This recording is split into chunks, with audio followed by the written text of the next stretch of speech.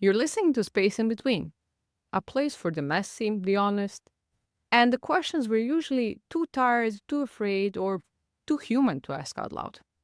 I'm Beth, and I'm not here to fix you. I'm here to say the things you were probably already thinking, but weren't sure you were allowed to say. This podcast is where we hit pause on polished performance and start getting a little unfiltered, where we unpack the things we've been told to ignore, where we talk about the uncomfortable and maybe even laugh about it. The last episode stirred up some feelings, especially the one on cancel culture. Some of you felt seen, others felt a bit called out, in the best way. And that's kind of the point. This podcast isn't about being right, it's about making space for all the contradictions we carry. I never planned to be in psychoeducation. I kind of fell into it. Mindfulness, coaching. But behind the calm voice, I was walking on eggshells. There was a rule book. Yeah, no thanks. I ask questions. I live in the gray zones. This is space in between. No fluff, no filters. Welcome. You're in the right place. Today, we're talking about microaggressions. New haircut. Wow, that's bold. Still no boyfriend. You must be one of those career women. You do laundry. Your wife really trained you well. What they actually mean is, I would never dare wear that, so I'll mask my judgment as a surprise. Clearly, ambition and love can coexist in the same body, especially if that body is a woman's. It's apparently a modern miracle when man knows how to separate colors and wash his own underwear. Microaggressions aren't always about the words. They're about the assumptions hiding underneath them. They're like emotional paper cuts. Small, subtle, sometimes even said with a smile. But they sting. And when they keep happening, they add up. Technically, a microaggression is a subtle, often unintentional comment or action that reveals bias toward a marginalized group. It's a small way of saying, you don't belong. You're different. You're not quite one of us. That said, microaggressions don't only happen to people from traditionally marginalized groups. They can happen to anyone whose identity, choices, or presence disrupt someone else's sense of normal.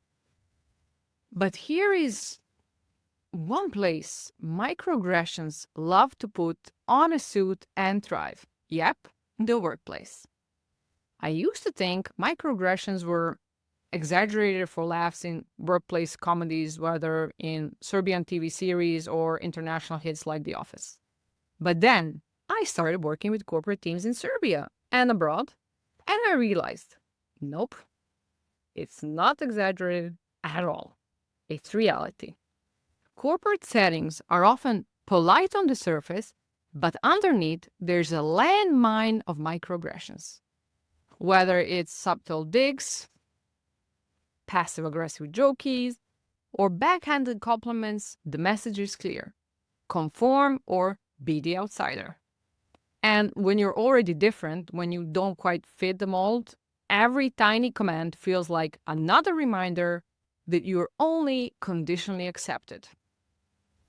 Now, before someone starts screaming at the screen, no, not my office. I have the nicest colleagues. We're like family. We even have Friday cake. Breathe. Chill. Remember, this is space in between. We don't do black and white thinking here. I'm not saying all teams suck. I'm sharing my experience and the experience of dozens of people I worked with. That's it. No torches, just perspective.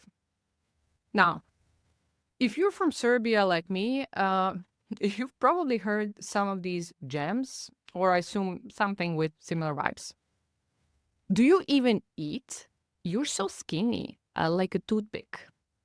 While it's easy for you, you married a foreigner. Oh, you have your own business. That's so cute. So, what do you actually do all day?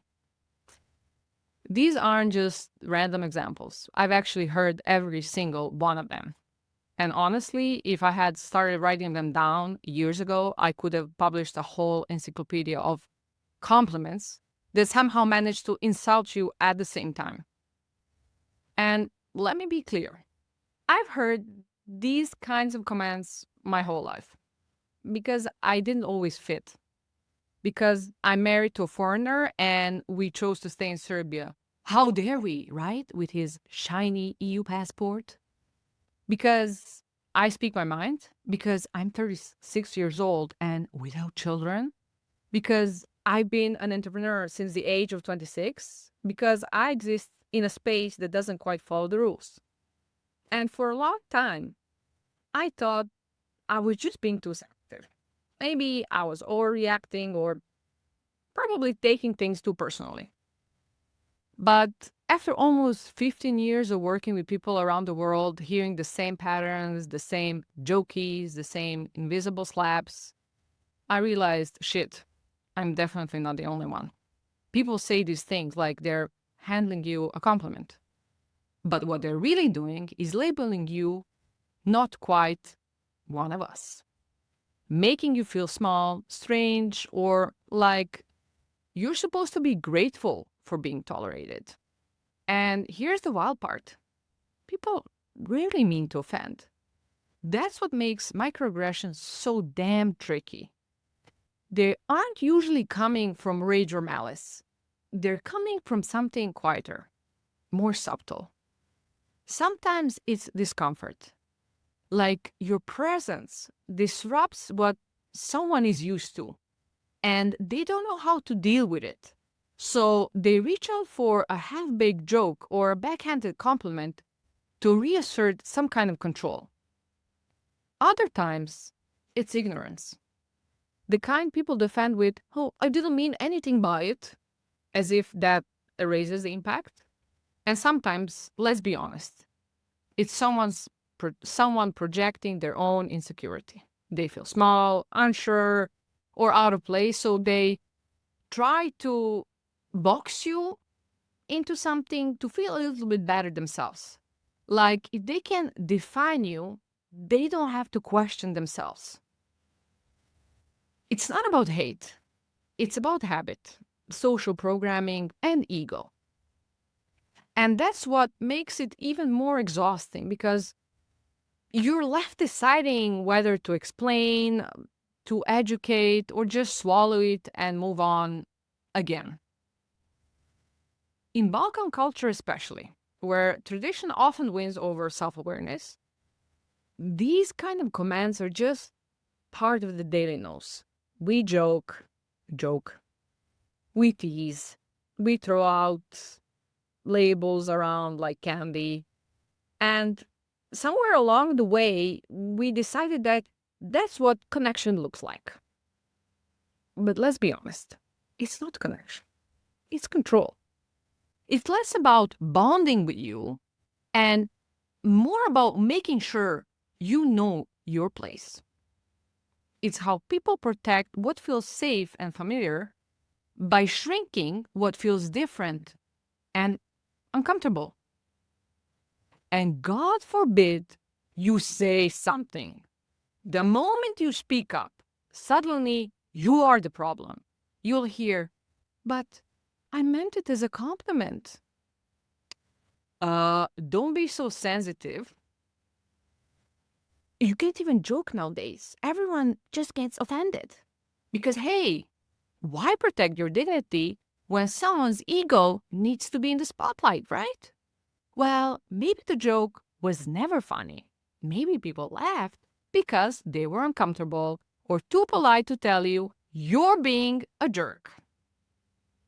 But let's look at it psychologically. Microaggressions often come from unconscious bias, insecurity, and fear of change. People see someone different, more outspoken, more confident, more free, and it triggers something. So they say something that sounds like a compliment, but feels like a slap.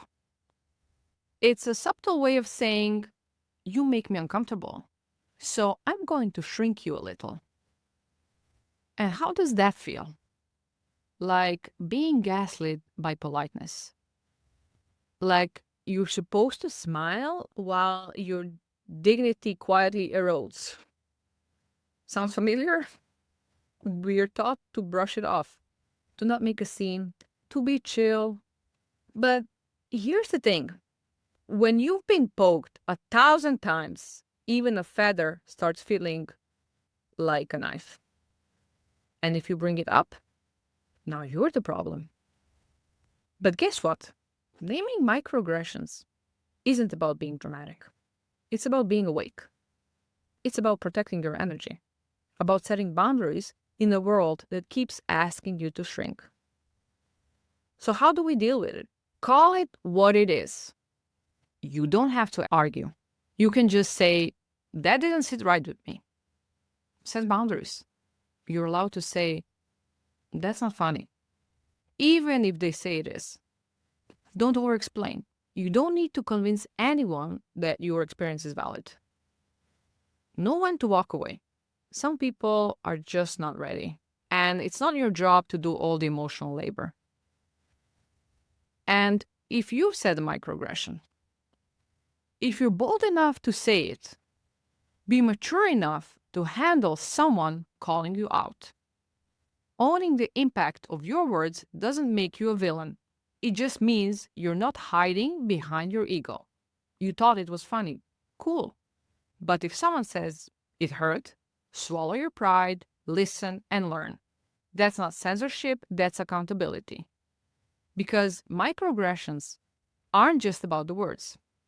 They're about the systems, the assumptions, and the inherited scripts we've never questioned.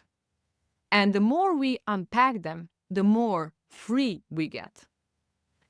And let's be clear, this isn't about canceling someone for every awkward sentence, outdated joke, or clumsy attempt at connection. We've already explored how damaging that can be in the last episode on cancel culture. No, we're not here with digital torches waiting to ruin someone's life over one poorly worded sentence. That's not what this is. Hope I'm clear enough. But if someone drops a microaggression, you're absolutely allowed to name it, to pause, to ask, wait, why did you mean by that? You don't owe anyone silence just to keep peace. This isn't about shaming people. It's about disrupting the autopilot. It's about interrupting those subtle, everyday habits of speech and thought that we inherited without ever questioning. It's saying, hey, maybe we don't need to keep repeating these patterns just because they're familiar. Because growth doesn't happen in vacuum. It doesn't come from being nice or perfect or agreeable. It comes from being honest. Yes, it's uncomfortable. Yes, it might sting. But discomfort is not a threat. It's a teacher.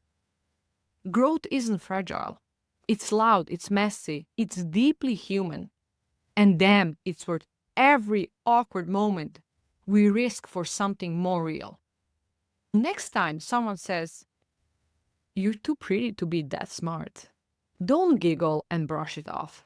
Ask, what exactly are you trying to say with that? Next week, we'll dig into unconscious bias, how it shows up in ways we don't even notice, and what we can do to make it invisible visible. If this episode stirred something in you, share it with someone who needs to hear it. And don't forget to subscribe. What is the most annoying microaggression you've experienced in your life? Was it at work, at family, gathering, or maybe with your partner even? Feel free to share in the comments. See you next time in the space between laughing it off and burning it all down. Stay uncomfortable.